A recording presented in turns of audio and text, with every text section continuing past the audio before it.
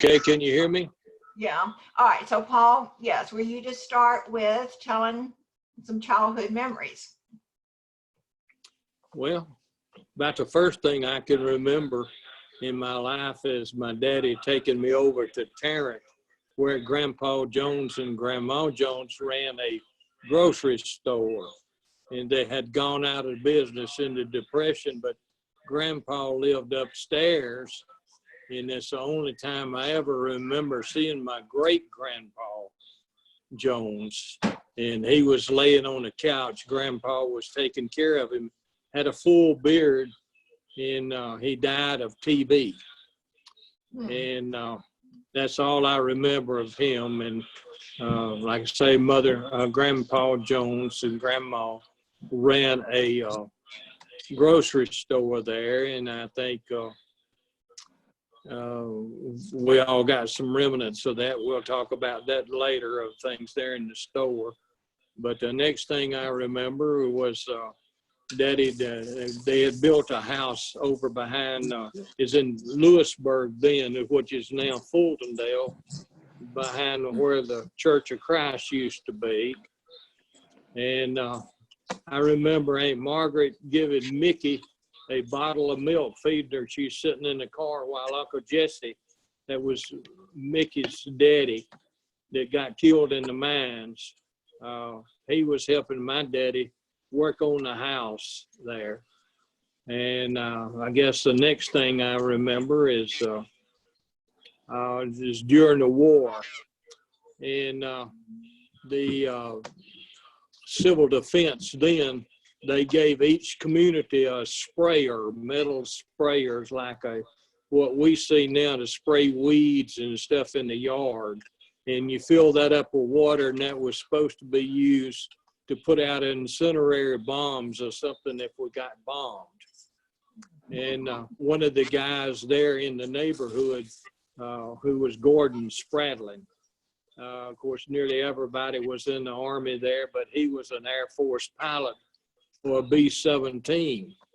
I was about 10 years old at this time, and he flew a B-17, and he flew it over his mama's house and threw out an envelope addressed to her, and he weighted it down with pennies. And we found that and carried it to her, which made her great. You know, she was really happy. Some of y'all may know that's Mary Grace Spradlin's was brother. He's passed away, and Charlotte Painter's uncle. He gave me a pair of his wings. I've still got those today. I guess the next thing that I remember is going to school at Lewisburg School, which is torn down now, and part of the I-65 is over. And then in 1945, they closed down the Lewisburg mines. Everybody remembers it, but I'll back up there. I do remember some of the strikes the coal miners held. And we would, I could go with Daddy down to the Union Hall, and they would give us a sack of yellow cornmeal and maybe a few potatoes. And everybody in the Lewisburg neighborhood, they all worked at the mines, so everybody was in the same situation there. But I can actually remember our shoes going to school. We would wear a hole in our shoes, and Daddy would take cardboard and the scissors and cut them out, an insole, and put them on the inside till he could make enough money working to pay to get us another pair of shoes. So Christmas, you got some fruit nuts and candy, and normally got a toy and a few clothes. And I guess it was in the later years there, right before we moved up to my McWee store, I got a bicycle, and Martha Nell got a bicycle for Christmas. So we were most fortunate there, I think. And what do you remember about Martha Nell as a child? Well, I remember that we used to fuss a lot. And my mama told me later on in life, the reason they ordered you was because they thought you would stop us from fussing at each other. And I do remember fussing at her one time and pushing her. And I always felt bad about it. Pushed her over on an electric stove and it burned an imprint in her arm. And she had that for years. And that was a result of me fighting there. So I was sorry about that. Okay. Hey, Dad. That's, You know what I remember about you as a 6 or 7 year old is that Mother would say she was so worried you were going to ride, you were going to go drive your hot rod and do racing. Tell them about that. well, I was guilty of that. I did. After I got on up, I worked at Tractor and Equipment and saved my money, and I bought a 1934 Ford for $53 from Jack Bolden up in Newcastle. And it ran pretty good. And I used to go down on Sunday afternoon. This was after I got married. And we'd drag race down at the old Bessemer Airport. And I still have about 9 trophies that I have from those days there. And so we had a lot of good times. A good friend was T.J. Williams, and he used to go with us, and his wife Aline, and we still talk to them today. But What about in Martha Nell, I remember one thing about her. Daddy, he had bought a new 1947 Chevrolet. And Carter, you might remember, or I doubt if you would remember, but that 47 and 48 had a vacuum shift that was supposed to help you shift the gears easier. Well, Martha Nell left it out of the gear when we moved up by McWee's store, and it rolled down and hit a great big pine tree and knocked the frame out of alignment where the hood and the body met. You could stick your finger in it, the gap. It twisted the frame so bad. And another thing I can remember, there we came in one time from one Saturday from buying groceries, and Grandpa Jones had given us some beehives. And Rena was about 2 years old, and Daddy set her out, and she walked over to the beehive and took her hand and just wiped those bees. If you remember a beehive, remember looking at them right at, there's a porch and with a hole in it where they go in. She just took her hand right easily and just wiped those bees right off of there. And Daddy run by and grabbed her, and she never got stung. So that was somebody taking care of her there. But I might stop for a minute and say that Aaron and Ava and Ethan are here, and they're wearing masks, and that's basically to protect June and myself, and we appreciate that. Yeah, I know. We want to meet in person. So. All right, somebody has his microphone. So, anyway, yeah, maybe we can have a reunion later. Jeff, I think something has been across on yours. Seems like. It's what now? I think something's coming across on Jeff's microphone. You see, because it keeps lighting up. So, might have to turn your volume down, Jeff, a little bit. Okay. Okay. Brandon, I ain't heard you say anything. Oh, I'm just listening. Okay. Or Gavin, I see him. Let's talk a little bit about Martha Nell for the sake of her kids and grandkids here. Okay. And you did Okay. talk a little bit about her. Well, But I wanted to tell a little bit. Okay. yeah, Martha Nell and James. Martha Nell and James got married, and of course they rented a house there. Martha Nell got real sick. Okay, Martha Nell got real sick. So she asked I'm getting a rebound on my Wait, sound. wait, just a minute. Wait just a minute. Jeff, it's coming through your phone, Jeff. Somebody can help you. Yeah, you turn it down. I don't know about him. Yeah, Jeff's got to hit the mute button on the bottom left. This one now? Jeff's got to hit the mute button on the bottom left. I don't know what. Try it to bleed through or they can't. No, they're trying to get this up. I don't know. Kara, I just want to say I just love seeing the babies. I see them on Facebook. It's the first time I see them in person. So Can you say hi to everybody? Say hi. Okay. Well, I'm going to tell a little bit about Martha now, and what I remember about her for her children and grandchildren is, well, she was like a mother to me and always telling me what to do and what not to do. But I think about that she started that flower shop in that little bitty section that I don't know, it's probably what, 4 feet long by 3 foot wide there in that little house. And I often tell people, it's like she was the beginning of American Dream. I mean, she was going to work and she turned that into what it is now.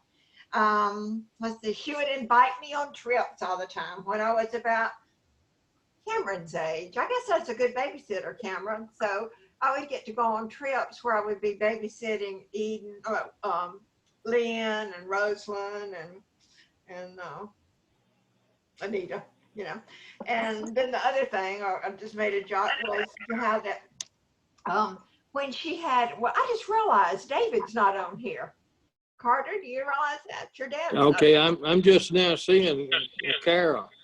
Hey, Kara. Okay, but I was saying this for the benefit of David, that, you know, there was 3 girls and then David was born. It was such a fun part of the whole family of Marthinell's group, because Carter said, I want to know some things about Mother and the whole extended family. So anyway, Carter wanted you to at least realize that we realized she was a good mother and a good business person and all. And one thing that impressed me was she was very involved in civic, and you know, she really instigated, what Kara probably knows this, but it was something there in Gardendale, wasn't it, Kara, that she instigated, like a festival? Magnolia Festival. Yeah, okay, all right.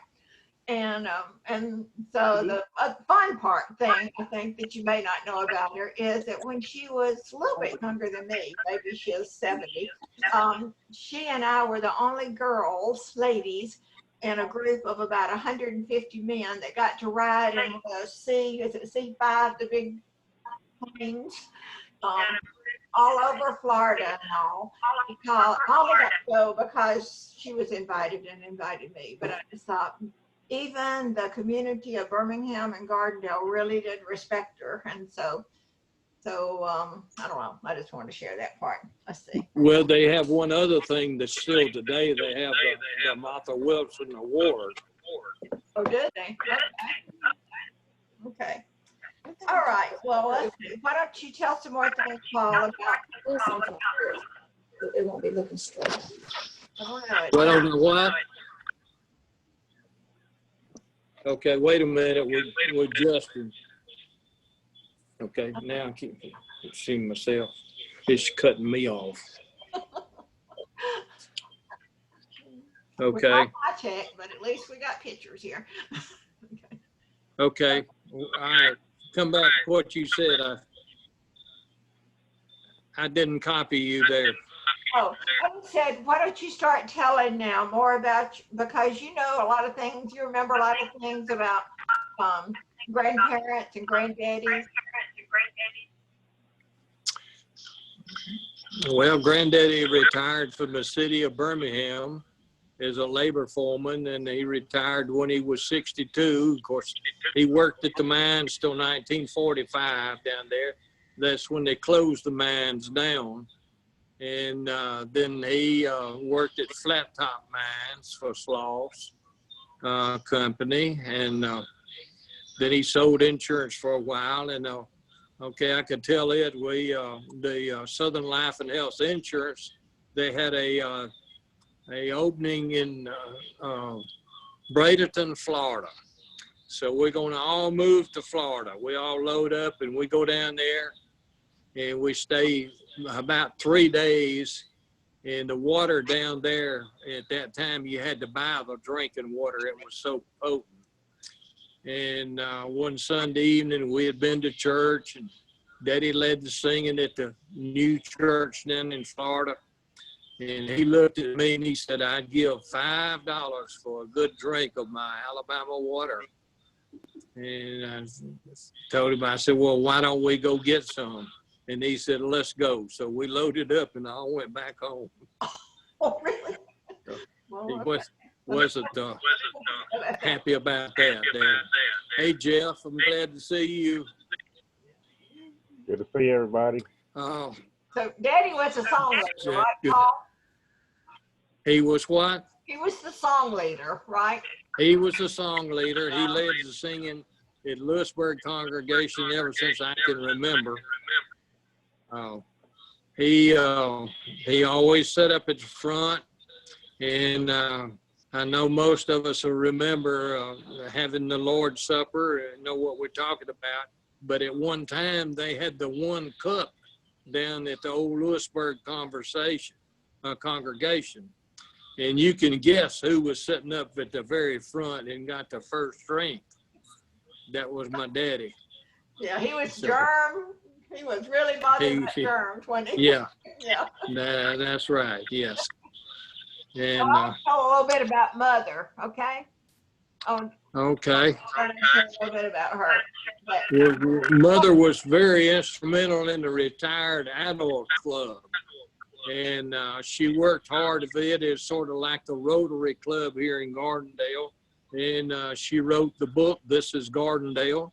I think most of us have got a copy of that book today. I think they did have 2 printings on it. And we were all proud of that. But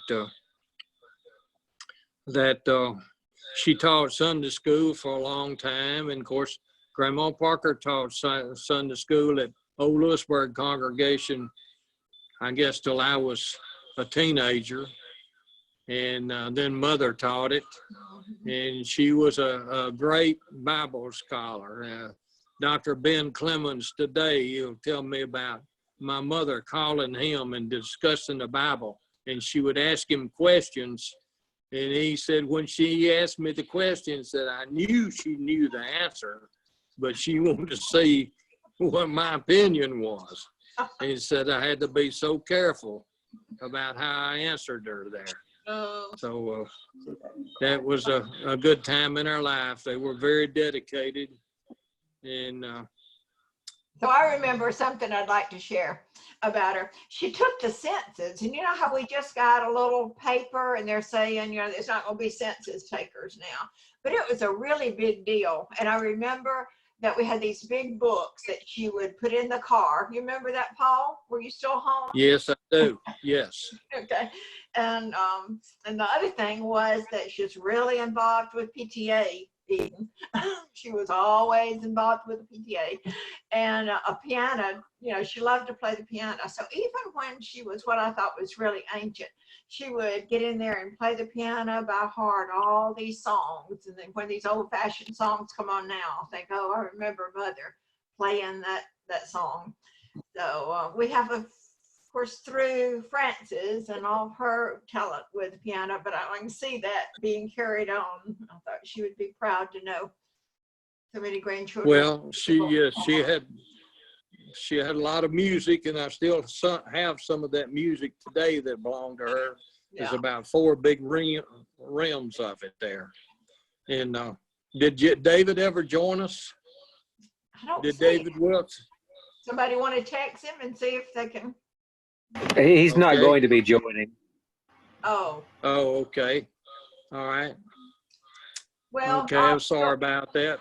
So another thing about Mother is that she was known as a really good cook, and she was famous for making chicken pie from scratch, of course. and they would have the cutout biscuits on the top. And so anytime we had like a covered dish, which it seemed like there were picnics all the time, whether it was family or church back then, that mother would bring that chicken pie and also brownies. And I had pretty good intentions that if y'all had come, I was going to make that brownie recipe and serve it to you. But if you would like it and don't have it, let me know and I'll send it to you. It's just basic things you'd have at your house all the time anyway. Okay. All right, Paul. There's Nita. Okay, this is all we can see of y'all out there is the ceiling. Okay. So Paul, tell about when you worked at the Redstone. The guys would probably like to know about that. Okay, when I got out of the Army, before I went in the Army, I worked at McWayne Pipe Shop. And a lady there that was a chemist, she had to have a double mask. So I was just a young guy. So they brought me in there and she taught me how to run analysis on the iron and everything, which I did for about 4 or 5 months until she could come back. Well, I got drafted and went in the Army. When I come back, well, I had worked at a foundry there on the night shift running analysis on iron. They had gone out of business. So I went down to the unemployment state deal, and I got a job with Hayes Aircraft, and they sent me up to Huntsville, to Redstone. I worked up there about 1.5 years, and that's I got to work on the Saturn rocket. Worked in a research and development wells. They had different types of wells, MIG, TIGs, different voltage and stuff like that, and we would pull the welds apart, the metal apart where it was welded, and they would make little tests in the machine shop. That we had a machine and we just bend them till they broke, and just did a research on development of the welds on the Saturn rocket. And I remember hearing the first time I ever heard one of the power units fire up there. It was, it just shook all the ground around us there. And that was at a time when von Braun was there. I only saw him one time while I was there. But that was like 1959, 1960. And I'll tell one other thing. When Aunt Jeanette had 6 children, and one of them named Lorenzo. When there was Jimmy Joe, Martha Nell's age. Richard was my age. Lorenzo just passed away. It was a boy. He was about 2 years younger. Then there was an older girl that, Olivia, that's passed away. And there's 2 younger girls. But in 1965, well, we grew up with them and played with them until I guess I was about, I think I was in the 7th grade. They went to Albuquerque, New Mexico.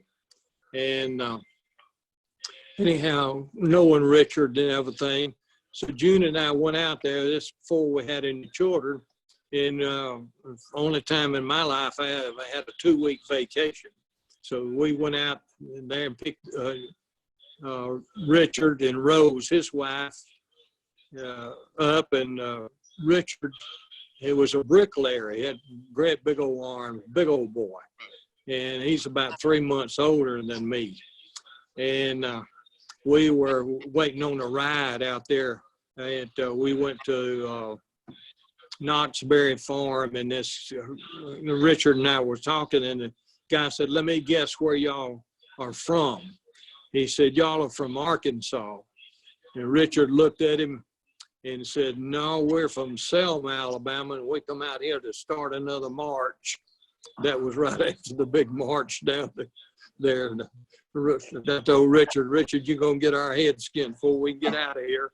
But the guy just laughed about it. But You know what? we had a lot of good times. Paul, tell them about Granddaddy and the well, a little bit more about Granddaddy and Grandmother Parker. Yeah, Grandpa Parker was really something else. He was a great mechanic. Now, let's go back to during the war. And Grandpa had fixed up his garage doors. The garage was an outbuilding. And he had 3 weights and ropes on them. And one of them was a lock. He'd pull up there like we do today. Instead of hitting the button and the garage door come on, you'd reach out and unlock the thing, the lock on the door, and then pull this rope and the doors would open to the garage, where you can go in and park the car and come back out and pull the other one and close the garage doors. I thought that was super. Then he had a well, and he devised an electric motor. He got out of the mines or something or another. And in that round bucket, which I've got in my basement today, that came out of his well, that you could let it down and you turn this motor on and it'd pull the water up, that bucket up full of water, which saved you a lot of work. And when he got a pump, electric pump, and he gave that to us when we lived up there by McWee's store till we got a pump. And Mother and Daddy got a pump, and I thought that was the slickest thing that I had seen. And Grandpa Parker was he was a great man, and I just thought a lot of him. I spent a lot of time with him, and I figure if he didn't make it to heaven, there's going to be very few people up there. He was that kind of man. Well, And something I can remember, Paul, is grandmother and granddaddy in their big kitchen. And on Thursdays, mother and all her sisters that were still living would come to grandmother's house on Thursday. And I guess I was a teenager, and they cleaned her house. That's a good deal, isn't it? And then she cooked for them. And I can remember that just being such a family thing. And a memory that I have of grandmother is she would sit out on the front porch, and there were mosquitoes in the summertime. So she would burn rags. And I remember as a child being sort of afraid of them, but she always had this pot and these old rags smoking. And you know what that would be for, kiddos? To keep the mosquitoes away. We didn't have mosquitoes as long as she burned those rags. Grandmother. Who's she talking about? okay, that's Grandmother Parker. Yeah, grandmother. Okay, Parker. that's Grandmother Parker Yeah, that did that. Yes, grandmother Parker. yes. And I remember. Okay, but Go ahead. okay, let's go back a little bit further there before you came along, and you know, let's talk about Grandma Parker and Grandpa Parker's kids. They had like Uncle Guy, Uncle Mutt, Aunt Jeanette, Aunt Margaret, Aunt Oreen was all living there. And of course, Aunt Oreen wasn't married, but when we'd have Thanksgiving there, we always went up to grandmother's house for Thanksgiving. And that is truthfully, I can remember the kids waited till the grown folks had eaten, and then they got to eat. And later on, they started fixing us a table in the kitchen, and we could eat in there at the same time the grown folks were eating, which was a big treat. But that was one of the rituals, I guess you'd say, that grew up there. And Jimmy Joe, that's Aunt Jeanette's oldest boy, was about the same age as Charles Ray Parker. Now, Charles Ray Parker was my mother's youngest brother, came along way late in life. And I don't know how it happened. I wasn't there when it happened, but they had Grandpa's shotgun out in the kitchen, in the living room. And they put a shell in it, in that particular model, when it was a single shot. And when they breached it back up, the hammer was down on the thing and it fired and blew a hole in the couch about an inch in diameter. So it was just thankful that nobody was there in front of it. But everybody got a little chewing out about that. Yeah. I remember grandmother wearing an apron all the time and sitting in a rocking chair right in front of her door, her front door. And she saw Yes. everybody on Tarrant Road and everybody coming down that long road to her. She knew you were coming. And I thought I saw Cameron there, but I think Cameron, sometimes when they come in, I'm hugging. I'm sure everybody's got grandkids or hugging them. And I can remember sort of hating it because grandmother would give wet kisses. Let's put it like that. But she'd have you all Yeah. hugged up. She really made sure you knew she loved you. Yeah. Okay. I tell Catherine and Sherry and Brandon now, this was the days before AC. So they're at grandmother Parker's house in the early morning. You opened all the windows, and about 10, 11 o'clock, you closed all the windows, in the summertime to keep the house cool. So it was a little bit something different, but we learned to live with it. And Grandpa Parker now, one thing outside he had, of course, he had chickens and everything and hogs and everything, but the bathroom was outside, and it was an outhouse there, but he had a two-holer. And that's the only time in my life and in me and my family that I've ever seen anybody that was plush enough to have a two-hole outhouse. What about the smokehouse? Tell them about that. The smokehouse is where when they killed a hog, that they would put it in there and smoke. And there's been a lot of corncob battles and rock battles in that, because the last one I could remember, Richard and I, the one I was talking about a while ago, ain't Jeanette's boy, and I got, we were rock battling Charles and Jimmy Joe, and they got the best of us, and we had to get in that smokehouse and waited till Grandpa come home to be rescued. Okay.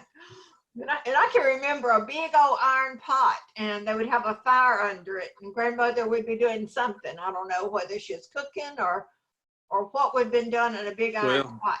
They would be heating water for wash day to Oh. wash clothes.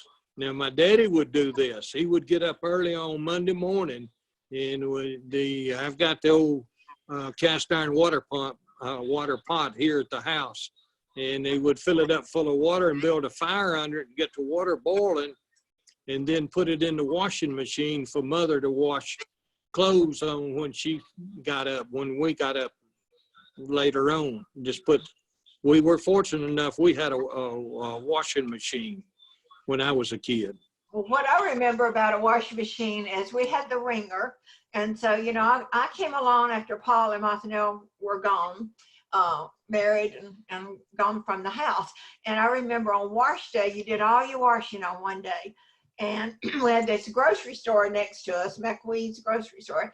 And it was such a thrill that after wash day, Mother would give me a dime and tell me to go buy a Coke, or maybe it was 7-Up, but some kind of drink, and it was a nickel.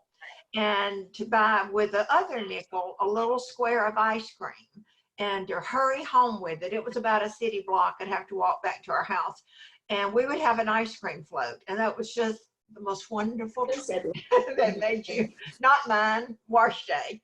And another memory about that is Daddy had a cow, and Paul, I guess maybe that one when you were there too, and they were milking it, and I went over and stood behind the cow, and I thought, why don't I pull its tail and see what will happen? And I did. It kicked the fire out of me. Kicked it. I remember Yeah. thinking, I won't do that again. But I didn't, anyway. Let's see, I was trying to think. But I guess the thing I tell about me is I never had anybody to play with, ever. And so Mother said that I just read all the time. And so when Daddy worked for the city, and we lived up there on the hill across from the Parker's residence now, the city decided that if you worked for the city of Birmingham, you had to move to town. And so that's what made them leave Gardendale and move to Birmingham. And I think they didn't like it. Yeah, that made Daddy very unhappy. And, Yeah. he had so much time in, he couldn't afford to quit. Yeah. And there were some other people that worked in other departments that didn't have to move in. So, It's just something that happened back in those days. one thing about Daddy's personality that I admire is that I don't remember him ever waiting to do anything. If there was a chore that needed to be done, it was going to be done.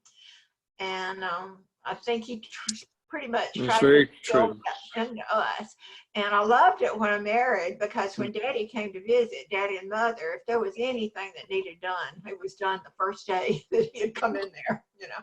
And so I feel like that's the thing, the good trait that hopefully I got from him. And from Mother, I would think the trait we got was being pretty social. Mother was very involved in civic and church and family and cooking and having people over. You know, what would be your main thing to remember her, Paul? Well, that was very true. There was no TV, so we, you know, we were going to see people. People were coming to see us, and you know, no phones. And I remember when we got our phone, we had a 2-party line, but we always had people from church and coming in and out, and we were going to see them. It was just people just were, I believe they were actually closer back in those days. And you shared stuff much more than what we do today. Yeah, Like we don't know some of our neighbors next door. We knew everybody within a mile. that's true. If you knew all about them there. So what about this? I know we're on an hour of this, which I'm not in any hurry. Some of you may be. But if any of you just have a question that you want to ask, why don't you raise your hand and unmute so everybody doesn't do it at once, and ask. I'm sure Paul remembers just about everything. So does anybody have a question they want to ask?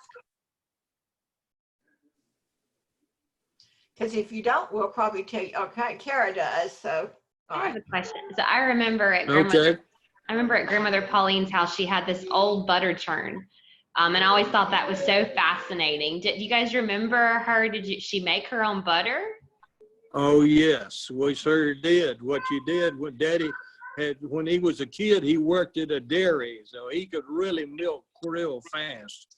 And when he milked fast, the milk would foam up, so he'd have to set it and let it sit for a while. And then they would, of course, always brought the milk in from where he milked and put a strainer or a cloth across another jar or something and poured the milk in there, you know, just to strain out so this, and like they could be a piece of hair like off of the cow or something like that had gotten in there, but just to filter it out. Then you'd have to let the milk clabber. And then, yes, then you would actually churn and the butter would actually rise to the top. You would dip it off, and then that's where you got the buttermilk after you dipped all of that off. And there wasn't any such thing as, you know, 2% milk or anything like that. You went to a grocery store, there was one kind of milk or two kind of milk, you know. You had buttermilk or you had just regular sweet, what we call sweet milk back then, those times. I don't remember margarine in those days. It was actually lard or butter. You know what I remember about margarine is when I would be about 10 or 11, Mother would buy it, and it was in a big package, and it came with food coloring, and it was a little thing that you would puncture and squeeze the coloring in the margarine. Oh, yeah. So it would look like butter. That was my job. Mix it up. That's right. Yeah, yeah. What are you eating, Eden? She's eating lunch. Okay. Okay. Anybody else have a question? I thought Eden was eating something. I see. Okay. Carter, do you have a question since this was your idea? Have we talked about enough that you, anything that was of interest to you? You have? I don't honestly know what to even ask. Okay. Oh, there's Jean. Okay. Yeah, you guys could just keep rattling on. I'm enjoying it. Well, I feel like that Okay. it's important to tell things about your grandmother and granddaddy. And of course, I remember, you know, James, of course, loved those grandkids. And what I remember about you is that you did a lot of work down in that house where they lived, didn't you? Down in the basement? Didn't you love being down there and building things and all? I did. Not much has changed. What's your best memory of them as a grandchild?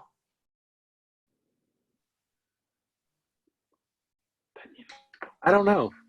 We were always taking trips. I know every holiday, and Yeah. I guess they let us run around and be hoodlum or I Wild guess Indians. Wild Indians, yes. Okay. All right. Well, anybody else have anything to say? Dad, talk about when you were at the, over in the Parker area in the field where they would have the prisoners. Do you remember you telling us stories about that? Tell me again now. You were talking about that when you were living at the Midway store, they were bringing the prisoners over to work in the field. Oh, yeah. Escape? Okay, there was one evening that we were sitting on the front porch at Grandmother Parker's house, and they were building the new road. And in that day and time, they used the prisoners from the camp, the Ketona camp over there. And then all of a sudden, we heard somebody holler, and we actually saw a prisoner run.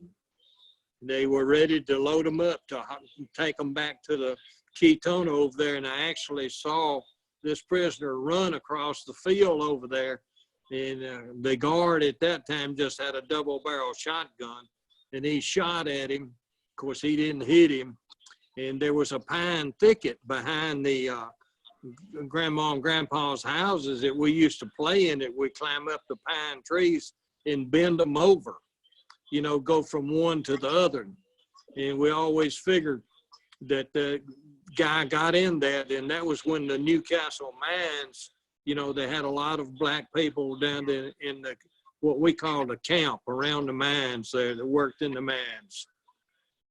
We figured that he knew somebody, and he ran down there, but they brought dogs out there later on that day, and this was about quitting time. It was, you know, late afternoon, and the dogs run out through there, but they never did find him. So we just figured he got down there in the camp, knew somebody.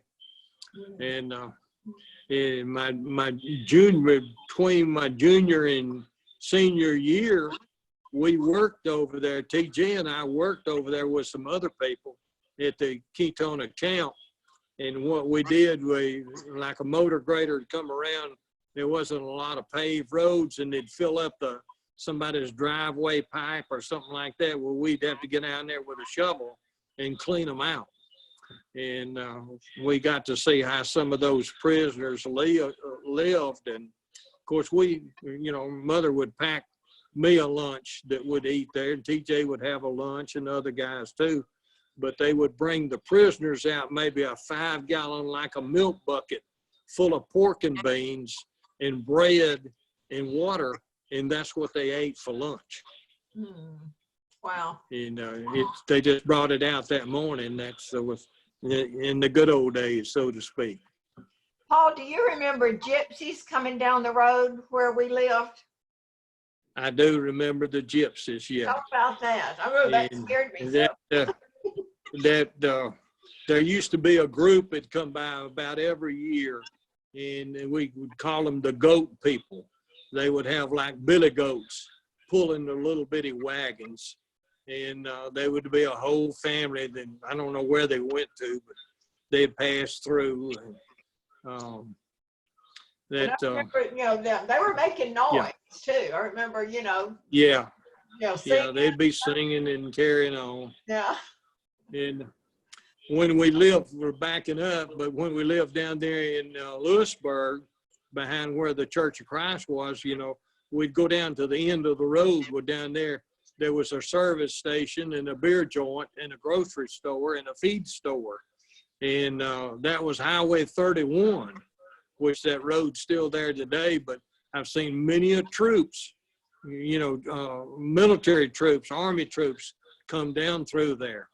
And across from where we lived in Lewisburg was the Norrises, and they're about all gone. It was Pete and Walker and, oh man, I forgot the girl's name, but anyhow, the moral of the story, somebody threw out their mailing address, and it was a soldier from Washington State that came through there. And anyhow, they got to writing each other. She later married him, and they moved back here for a while. And we all used to go to church together.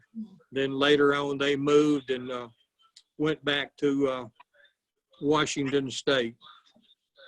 I just thought of something about Martha Nell that her heritage might have liked. She had the first television I ever saw. Remember, James built them a house down in the front, and we would go down and watch television. And so I wanted to say she had the first television, but she also had a slop jar. Y'all know what that is? There was no bathroom. And so whenever we went down, it was this pot with a lid. And I was 6, 7, or 8, and I just lived in fear of being down there needing facilities, But that was the way life was for them. They had a new house, a television, but no bathroom. She also had one of the first cell phones I remember for the younger ones. It was like it plugged into your cigarette lighter, and it had a receiver with a cord and everything. So the Cameron, you would think it was hilarious. All right. Well, maybe this is something that, unless there's something else, we can, stop this recording. Gavin, you got anything you want to say? Really enjoyed it. So I thought it was very good. Like to do it again. All right. Well, this will go through a recording, and if y'all want it, I'll send it to you. Talk about Jeff. See you guys. Jeff has got anything? Oh, let's see. Brandon? Ethan? Eden? I learned about slop jars, 50 people, and buttermilk today. Okay. I have a question for you and Rena. So Ian, I hope you do okay. Mark on her face. Paula, good to see you. What? Okay. So I'm sorry, hold on. I have one more thing. So I have a question for you and Rena. Okay. Eden, I'm sorry you didn't get to come home. I did too, but it's all for good reasons. The sun is so. back up another day. Well, I enjoyed it. I did too. Thank you for organizing all this. This is such fun. Okay. Well, I think All right. were you wanting to say something, Ethan? I thought he said he wanted to say something. Maybe not. No, I don't think so. I think he's talking to Aaron. Yeah. Okay. So Right. we'll end the meeting unless somebody wants to say something else. It's rough getting it started, but it was fun, wasn't it? Yeah, all right. I enjoyed it. Thank y'all. Good to see you. Okay. Bye. Thank y'all. Bye. Okay. Bye-bye.